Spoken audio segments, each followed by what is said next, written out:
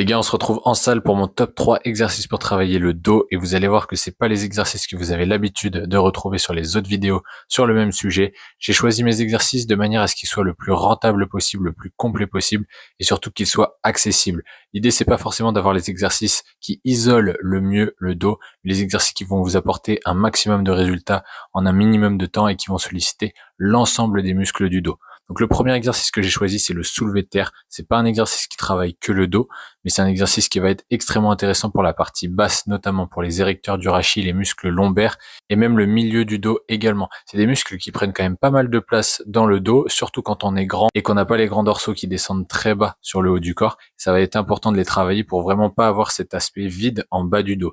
C'est pour ça que j'utilise très souvent le soulevé de terre, d'autant plus que c'est un exercice qui est extrêmement complet. Vous pouvez quasiment toujours le faire parce qu'il n'y a pas forcément beaucoup de gens qui le font en salle.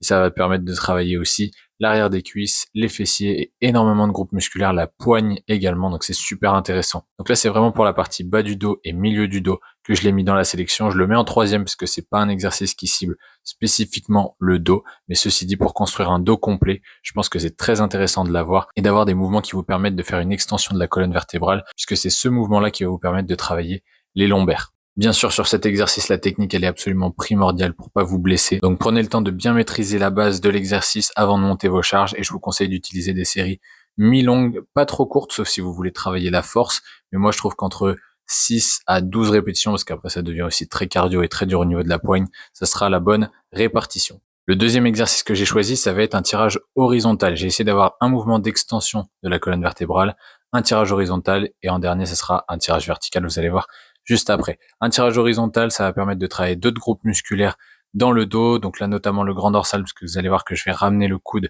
vers les hanches, et si on essaye de bien resserrer les omoplates, ça permet aussi de travailler tout ce qui va être trapèze moyen et rhomboïde, donc c'est intéressant. L'avantage de cette variante-là, c'est qu'en unilatéral, déjà, on a un meilleur focus sur le côté qu'on est en train de travailler, ça permet aussi d'aller chercher énormément d'étirement quand je reviens vers la poulie et de bien contracter ensuite quand je ramène derrière. Vous voyez, j'essaye aussi de faire un léger mouvement d'extension de la colonne vertébrale. Ça, faut toujours rester bien gainé quand vous le faites, bien maîtriser l'exercice. Au départ, c'est pas forcément ce que je vous conseille, mais ça permet encore une fois de travailler un petit peu les lombaires et donc d'avoir un travail du dos plus complet. Là-dessus aussi, pourquoi je l'ai choisi? Parce que c'est très rentable selon moi, parce que vous travaillez aussi les obliques, le gainage. Donc encore une fois, ce top 3, il est basé sur mes objectifs qui sont d'avoir des exercices rentables, complets, qui travaillent plusieurs groupes musculaires à la fois, tout en ciblant le dos sur cette vidéo, bien sûr. Donc je sais déjà qu'il y en a qui vont dire que je ne travaille pas que le dos sur cette variante, c'est vrai, j'utilise aussi mes biceps, les avant-bras pour tirer, mais moi ça ne me dérange pas avec mes objectifs, l'idée c'est d'avoir des exercices qui sont rentables et ça ne me dérange pas de travailler plusieurs groupes musculaires. Au contraire, ça m'évite d'avoir à faire des exercices d'isolation sur tous les petits groupes musculaires qui, selon moi, sont pas très intéressants à moins d'avoir vraiment un objectif spécifique. Sur celui-ci, je vous conseille plutôt des séries un peu plus longues, entre 12 et 15 répétitions, ce sera parfait.